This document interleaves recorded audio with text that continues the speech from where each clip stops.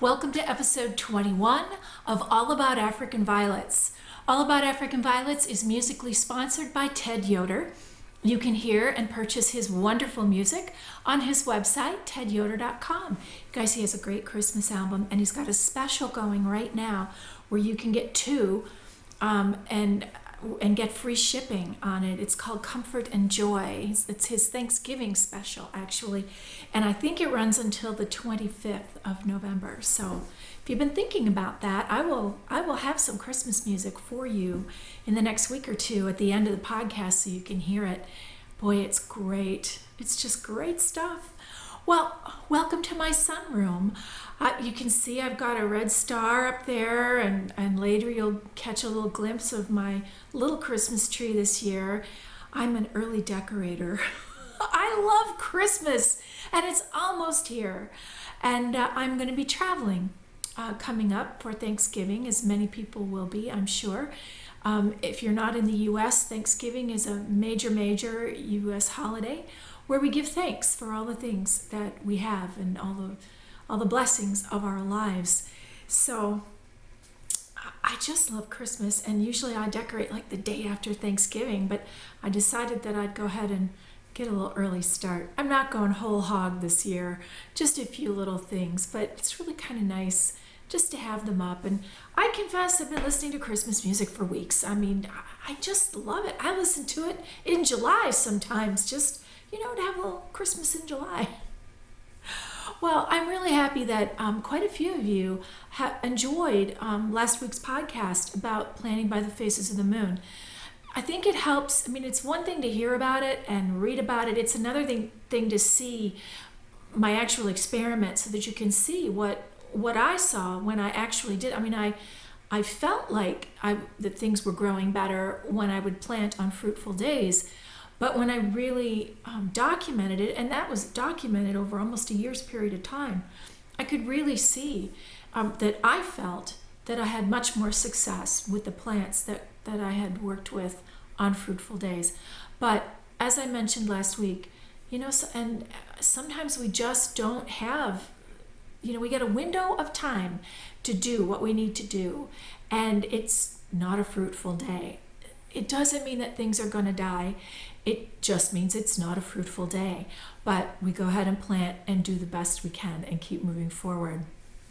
So this has been another great week. I had a visit from a viewer, Julie Cox. Oh, Julie, I hope I say your last name right. Julie Cox McCamish came, and she's from Southern Illinois, and it's either McCamish or McCamish. So I'm sorry, I should have asked you that while you were here. We never even talked about that. But she was up in the Chicagoland area, and we met for lunch downtown. And there's a photo of us on the Facebook page if you guys would like to see us. We had a great time. It was really fun. Julie, it was great to meet you. I hope to see you again. Come up for a show when you're next year, the Illinois State Show. It'd be great.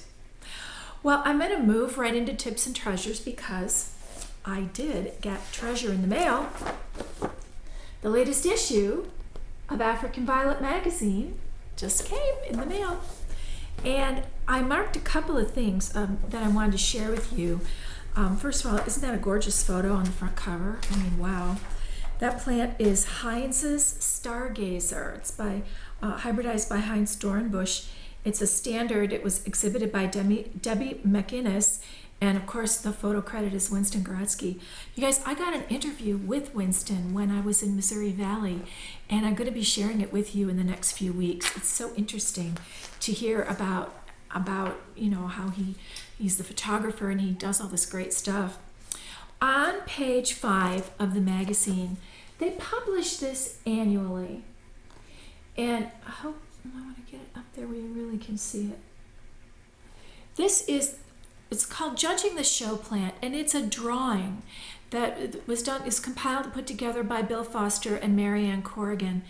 And this is something that I actually keep with me. I was given one of these it was like plasticized, so I can carry it around with me, and I keep it in my notebook and with my judge's handbook. It's like a handy dandy cheat sheet, and it is wonderful. This is a great thing to have to look at as you're looking at your own plants, like when you're getting ready to go to show. It kind of tells you what the deductions can be, like up to a point for a baby leaf or a marred leaf or a yellow leaf, and then talks about gaps in symmetry and all of that type of stuff that the judges do look for. So it's a great tool to have. And they do publish it annually in the magazine. So if you've got this current edition, which is the November-December 2012, that it's in this one, and it's just great. And this other thing that we were, last week, I think it was Lori. Did Lori ask me about my top 10, what I thought, plants that I look for and continue to try to grow? And I mentioned Floyd Lawson's list, I think. Floyd Lawson is he's in Torrance, California. I've met him. I've had the great honor and good fortune of judging on a panel with him when I was a student judge. He is so knowledgeable and so willing to share his knowledge. He's just a great guy. And he compiles AVSA's best variety list for annually every year. And some plants just make it on and on and on again. They're tried and true. People want to grow them. And so I'll just share with you a few of the things, because it's very funny as I looked through here. This is his list, and it's not his list, but every year he sends out the call and asks, members of the AVSA to send in their list of top 25 violets, what they personally feel are their top 25. And then he compiles all that and then creates the AVSA best variety list for the year. So for 2021, it doesn't say if they are in order, but they're not in here in alphabetical order. So this could be the order that, that they were the most popular. And listed were Harbor Blue, Frozen in Time, Picasso, Irish Flirt, Blue Dragon, Ness's Crinkle Blue, Rainbow's Quiet Riot, Buckeye Cranberry Sparkler, Pixie Blue, which I'm growing down in the basement, Powwow, which was on my list, Orchard's Bumble Magnet, Jolly Orchid, Milky Way Trail, Ness's Cranberry Swirl, Ness's Satin Rose. Julie says she grows Ness's Satin Rose and it grows really well for her. I have never had good success with it, so yay, Julie. Ode to Beauty, also on my list. Optimara Rose Quartz, Rob's Chili Willy, Rob's Fuddy Duddy, Rob's Pink Buttercups, Precious Red, Aka's Red Ember, Buckeye's Seductress, and Hawaiian Pearl, and Ma's Watermelon. So there's a list like that every year in the magazine. There's a great article in this edition about trailers. It's a part 1, so part 2 will be in the next edition, I think. Taming Trailers, The Basics, Part 1, by Sandra Skalski. Great photos, good information. And, some people have been saying to me, I think I'm going to try to go to Austin. Well, I really encourage you to go to Austin. I should probably save this for bail money, but there's a great article, and there will be continuing articles every month about the National Convention, which will be in Austin, Texas. It's called Violets Dance Across Texas, and it will be May 26th to June 2nd, 2013. So there's more information there. And then I just thought I'd share with you, this is one of the plants that was on the top 25 list, Buckeye Seductress. That's a Pat Hancock plant. What a stunner! Isn't it gorgeous? This one is grown by Marge Farrand and hybridized by Pat Hancock. It's a large standard. And again, Winston Goretzky is the photo credit. So that came in the mail. And now we had some questions on the website, so I will try to answer some of them. Gloria asked about pH and what if I would talk more about it. And Gloria, I will. I can't talk too much about it today, but just so you know, violets like it at about between 6.0 and 6.5, right around in there.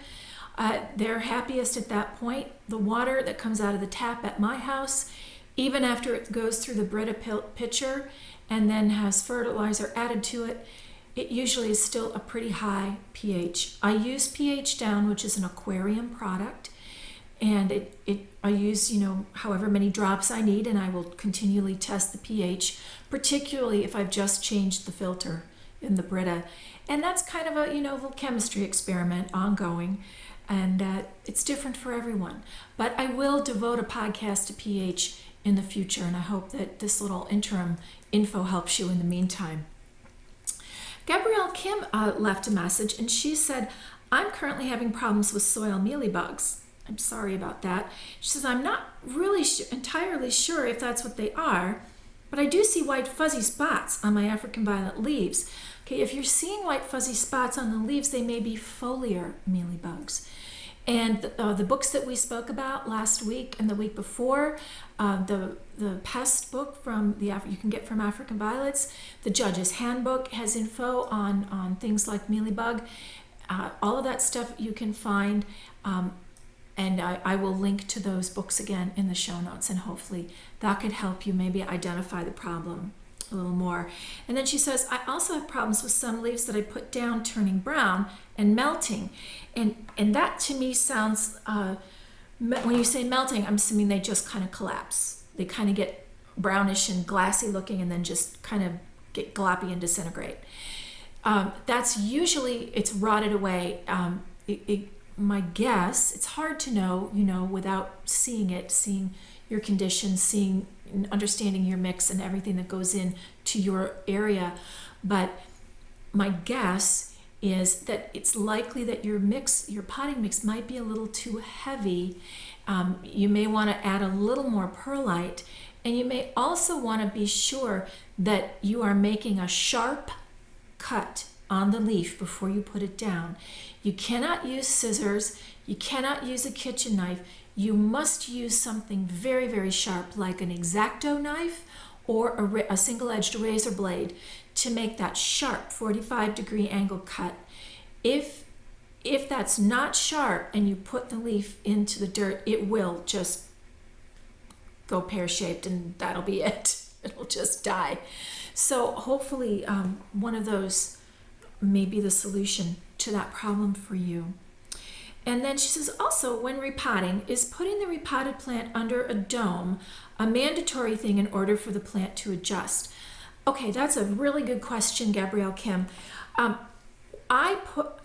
If I'm repotting an established plant, no, it doesn't go back under a dome. But if I'm potting up a baby that has come off a mama leaf, and it's been living under a dome, I will put it back under the dome for 3-4 days until it gets its sea legs, so to speak, or sea roots, I guess I should say, until it gets established a little bit. And then I will, as mentioned before, I'll open up the dome a little bit, let some air in, and then eventually take it out and put it on the stand and let it grow. So an established plant, no, it does not need when it's being repotted. Like when I repot Western Moon, it will go into the next size pot and it will go back on the shelf. Then Susan left a comment. We got good questions and comments this week, you guys. Thank you. Susan left a comment. She said she loved the slide presentation. Good, I'm glad. And she says, I will plant by the phases of the moon from now on. It really seems to make a difference. I do have a question. Each week when we see the plants on the stands, we see the wick, as you call it, from the bottom of the plant. What do you use for the wick? Since I am a knitter, could I use yarn? Well, that's another very good question. And I've mentioned this before, I think, but what I use is Mason's twine. I get it from a big box store like the Home Depot, or you can order it online. You can use yarn, but you must use acrylic yarn. You cannot use for example, a natural fiber like cotton or wool. They will rot away, and they won't transfer the water from the reservoir or from the saucer up into the plant. I use what's called a modified Texas style of potting. I wick all of my plants, but I generally do not community water them. I have them each in their own saucer. But I have the wick in there. I have a section of coarse perlite in the bottom of the pot, and then the wick is sticking up through that, and then I have my potting mix over that, and the wick is touching the mix, or it's in that potting mix, and it will, the Mason's twine, Dorothy Kosowski in Southern California is the person who taught me about using Mason's twine. And one of the things she said, and I have found it to be true, is that it never cuts out. Sometimes other fibers will not draw the water up the line continually and evenly the way Mason's twine does, and it never cuts out. So I've used it ever since, and it's been very successful. I use a lighter weight of it, and I look back. Actually, if you look in the episode index, you may see in there on an episode where I may have talked about that. And if not, if you don't see it, let me know, and I will show it to you as soon as I can on another podcast. So I can put my glasses back on. Then, oh, this is great. I'm talking to my friend Joyce. We're always emailing all the time. And I'm going to be, it's almost Thanksgiving, as I said, and I'm going to be traveling. And she says to me, are you going to do the podcast while you're on vacation? She says, you could do a segment on what you do to keep your violets safe while you're gone on a trip. And then what she says is, we always recommend removing all the flowers and watering the day before you leave, but making sure that there's not water standing in the saucers. Also, be careful about turning down the temperature while you're gone to save energy. This is particularly important at this time of year here in the U.S. In the Northern Hemisphere, because it's cold. At least cold in Chicagoland. She says the violets are picky about being cold, and powdery mildew will grow faster in cool temps. We also remove the flowers because they just won't be fresh when you return in a week or so later, and they just use up extra water while you're gone. When you come home and see dead flowers, you're not exactly motivated to take care of your plants. If you were going to be gone for more than a week or two, I would probably enclose everything in bags or domes just to keep the humidity high enough that plants would survive without extra water. The last thing I'd do is ask someone to help unless they really, really understood violets. She says, and that's my lecture for today. She put a laughy face. So I emailed her back and I said, Joyce, I use modified Texas style with wicks. I will often leave some water in the saucer if I'm just gone for a weekend because the coarse perlite is in the bottom of the pot, so the roots are not standing in water. What is your take on that?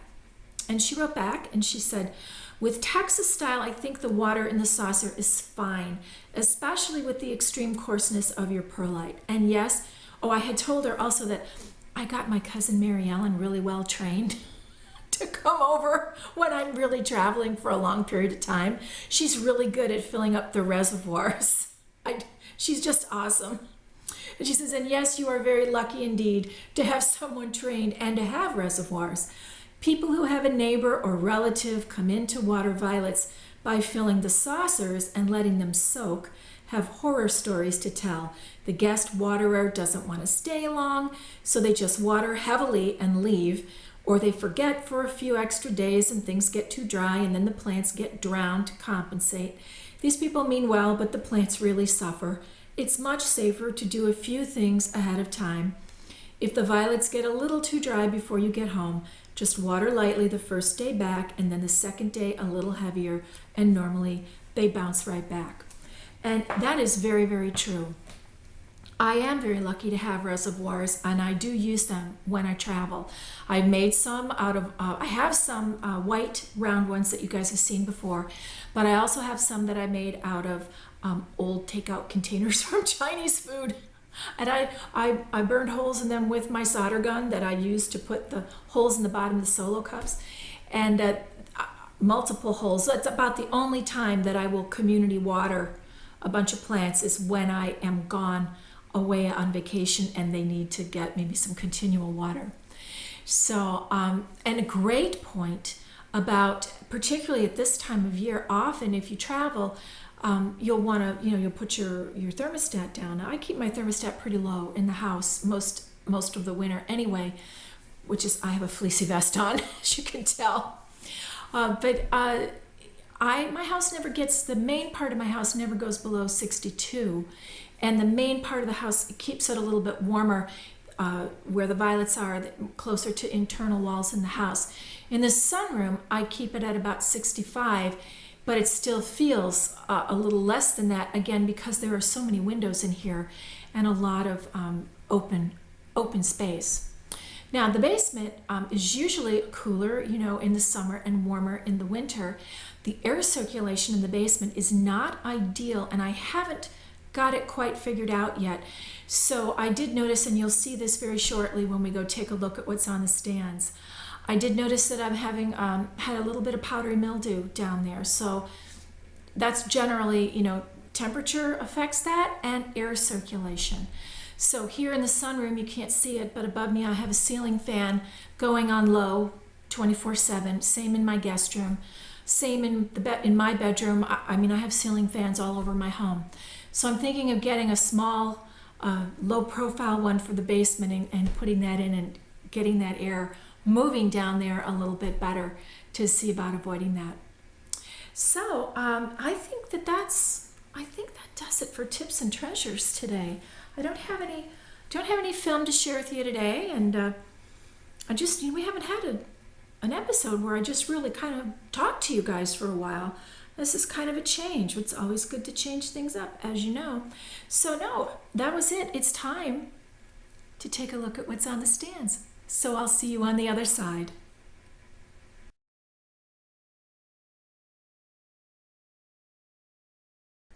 Hi, you guys. Here we are in my guest room taking a look at what's on the stands.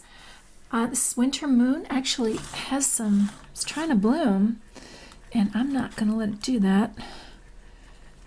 It's been trying to do that for a couple of days, and I needed to get in here anyway and repot it, but that's not going to happen this week. Again, it's just been so busy. And here's a look up top. Still waiting on Little Creek Girl to open those blossoms so I can see if it's blooming true.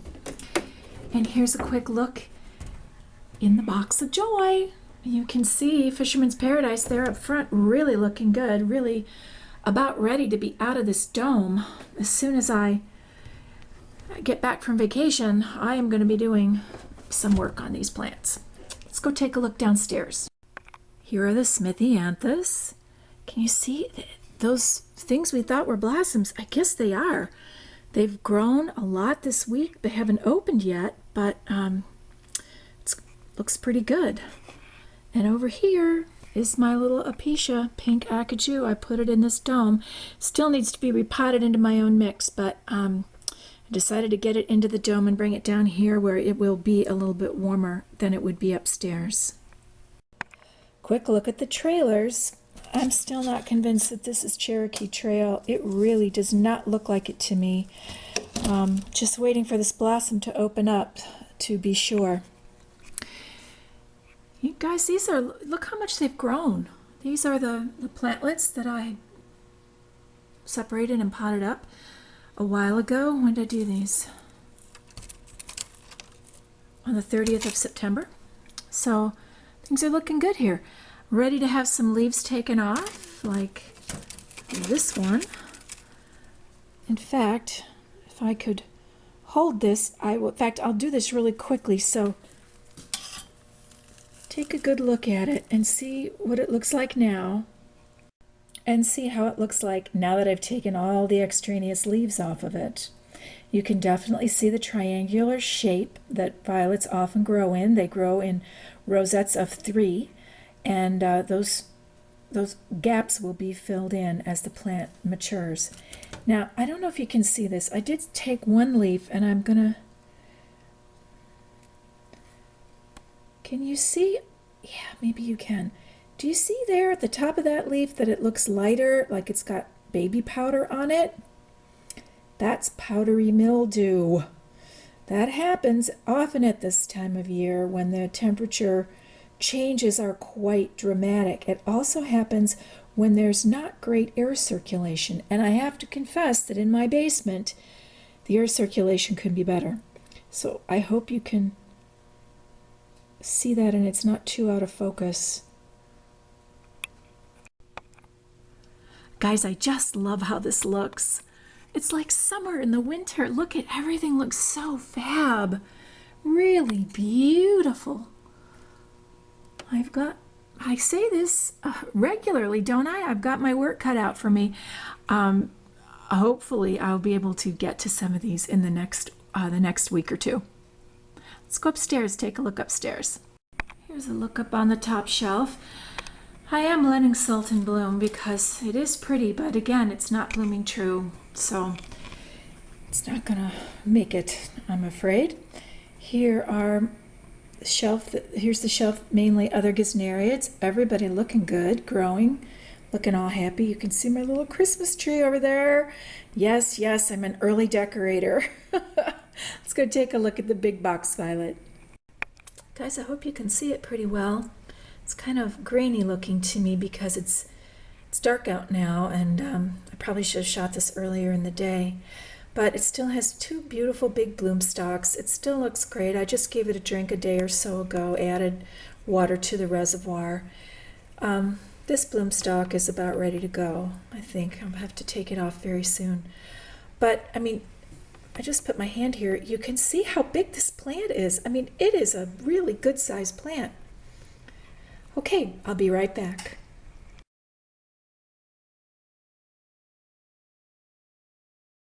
It was a nice look today to see everything. I'm really feeling good about most of the plants that I got from Linden Lion Greenhouses. All of those other gesneriads, I really would like to get them potted into my own mix, and I'm actually hopeful to do that this weekend. Still, there is still time before I travel, so that I'll have a wick in there. I can get them going, and they'll have a couple of days to acclimate before I actually leave. So it's time to get the bail money ready. Now, like I said, we don't have a lot of events going on, but I've got a couple of things, and I don't know if any of you, there's one of our viewers, Paula Ball, or Bal, again, I may be mispronouncing your name, Paula, but she posted a couple of her photos of her show plants. She was ready to go to show, to the Tri-State show in New Jersey that was canceled due to Hurricane Sandy. And Paula, if you have an opportunity and would like to, I'd love for you to post a couple of the photos on our Facebook page for All About African Violets. If you're comfortable doing that, I think that everyone there would love to see some of your plants, because you guys, boy, they were gorgeous. They were all just the few I saw, the photos. What beautiful plants! It must be so hard to have them ready to go like that and then not be able to go to show. But at least you're safe from the hurricane, so that's the most important thing. And I had something to just share with, I know that some of my viewers are knitters, and there is something about, you can get the bail money ready. There is, if you're not familiar with it, it's called The Knitter's Review, and I will link to it in the show notes. But they create a listing, much like the AVSA does, for events, African Violet events around the country. But they have yarn and fiber events around the country. And I'm not sure if their 2013 info is up yet. If it's not up yet, it will be shortly. But I'll link to that in the show notes, and maybe you'll find a fiber event near you that you want to attend. So, guys, I think this might be a little shorter episode this week. I might have talked quite a while. I'm pretty good at running my mouth, as we know, so we'll see. But it is time to keep moving forward. And it's that time of year when it's Thanksgiving, and I spend a lot of time actually at this time of year being very grateful and very thankful for all the things that I've been blessed with in my life. I am a very lucky person, and I'm very grateful for that.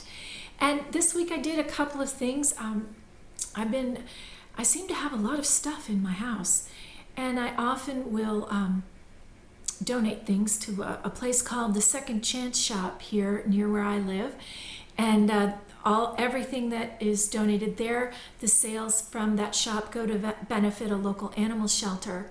So, if that's something that you guys have been thinking about, that's a great way to give something back locally, is to find a local charity of some sort that maybe has a resale shop that you could donate some things to that maybe you no longer want but are still in great shape, and that someone else would be thrilled to have. And then that money goes to help whatever the organization of your choice. And the other thing I did is, again, this is a little bit more fiber related. For those of you who might be spinners, you may know that Judith McKenzie, who is a very well-known spinning teacher and author of a number of books about spinning, lost her studio in a fire and lost everything. And there is a movement afoot called Rebuild Judith's Studio. I will link to it on the show notes if any of you are interested in donating something to that effort, or donating something to the auction that they are putting together. It's an online auction. I'm sure any help would be gratefully accepted to help her get back on her feet. She's been described really as a national treasure in terms of spinning. Oh, the lights just went out on the stand. It changed the light. It's always a surprise to me when something like that happens, when I'm talking to you guys. But I'm very grateful and very thankful for all of you. Thank you for watching the podcast. It's kind of amazing to me that it's 21 episodes and that you are still watching, and there are still things for us to talk about, and that you keep coming back every week and you keep telling your friends. We're up to more than 80 likes on our Facebook page, which I think is wonderful. So thank you for that. The podcast is available here on the website, All About African Violets. There is an RSS feed there so that you can subscribe to it easily. And it's also available from Blip TV. And also you can download it and subscribe to it as well on iTunes. If you are watching on iTunes, if you care to leave a comment or a rating, that would be wonderful. Comments and ratings help the podcast move up in the hierarchy of their search functions on iTunes, and it makes it more readily accessible and easily found when people are searching. Of course, there's not a whole lot on there about African violets, so I think it comes up pretty quickly anyway. But I wish you, if you celebrate Thanksgiving, I wish you a wonderful one, and I hope that your days are filled with all the things you love. Good growing. I'll see you next time.